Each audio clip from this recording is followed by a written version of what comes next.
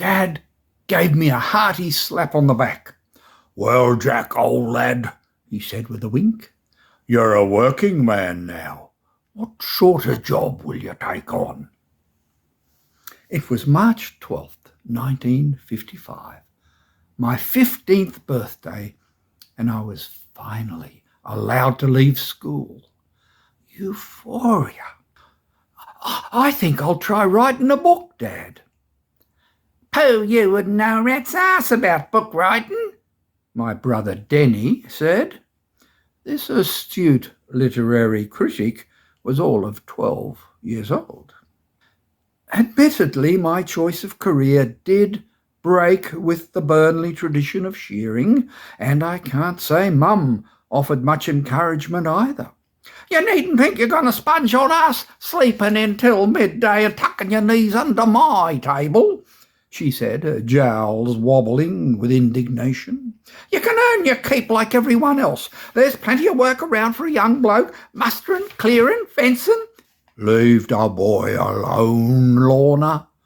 Writing's a good thing." Dad was always one to see a positive side. "It's in his blood. It's hermetic." Dad was the reader in the family and had a penchant for big words.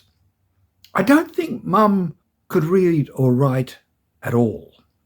So the whole family was doubly impressed with Dad's literary bent, especially Dad.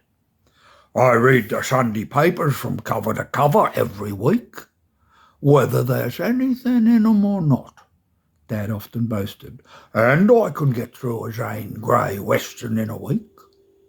Dad had an extensive personal library acquired in job lots at local farm auctions. He once bid sixpence for an Oxford dictionary at Maguire's clearance sale and brought it home proudly. "You never know, Mother. It might come in handy some day. One of the boys might go on to the university."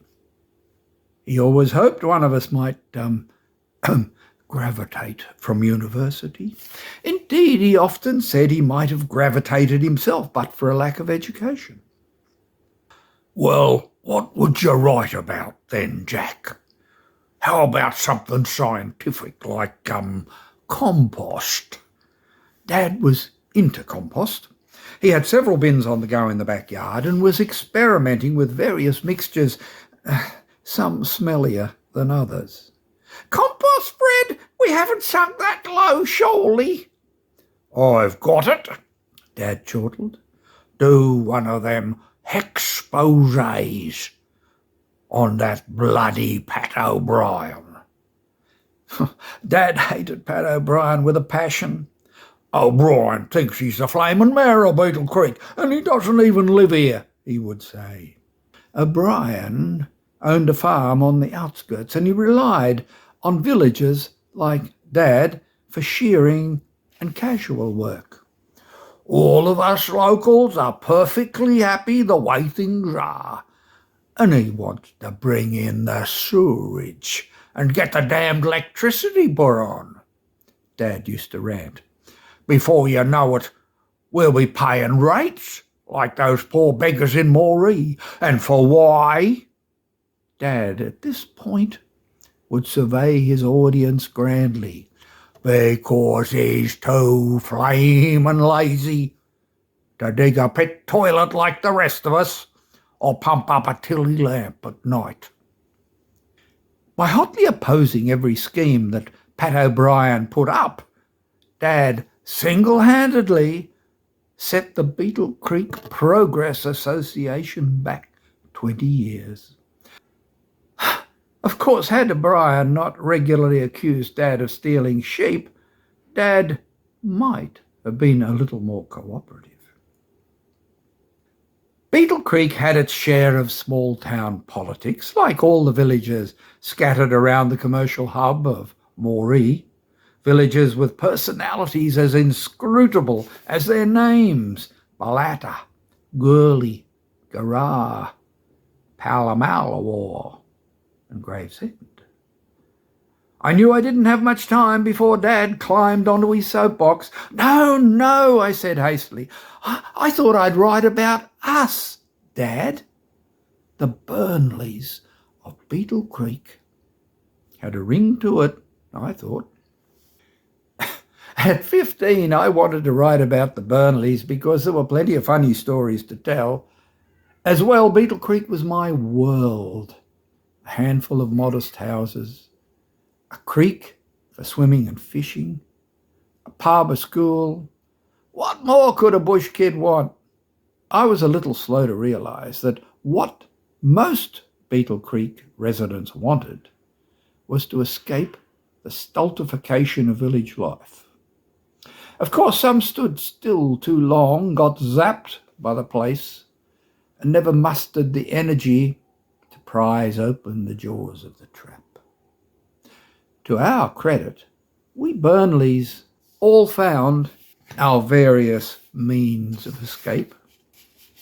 As a kid, I found life in Beetle Creek pretty exciting, and I wanted to write it all down. Now, as an old codger, with a wife and children of my own, I look back with a different perspective. I see darker deeds I can recount. Well, there's a little point in having family secrets if you can't tell someone. What's more, I now know the outcome of Lucy's prophecies. Lucy was my sister, the weird one. There's no kinder way to put it. Her predictions about the family have haunted me from childhood and have taken a lifetime to prove or disprove. I've ticked them all off over the years. On that birthday morning, as I rambled on to Mum and Dad about the funny stories I wanted to tell, they began to see my ambition for what it was, a kid's pipe dream. They humoured me. Mum put her hands on her hips and said, "Well, don't you mention that Uncle Wally was in jail. Of course, it was just a silly misunderstanding. And make sure you give me good teeth in the story." Poor Mum was always embarrassed by her chipped, discoloured front teeth. "And make sure you tell 'em I never once come home drunk in 40 years, Dad added. So there you have it. My mum had sparkling white teeth, and my dad never came home drunk in 40 years. And they are the only two lies I intend to tell. I will be completely truthful about Uncle Wally's deviant behaviour, because he's long dead. For that matter, so are Mum and Dad. Publication can't hurt anyone now. This book has been a long time coming. I'll be 61 in March.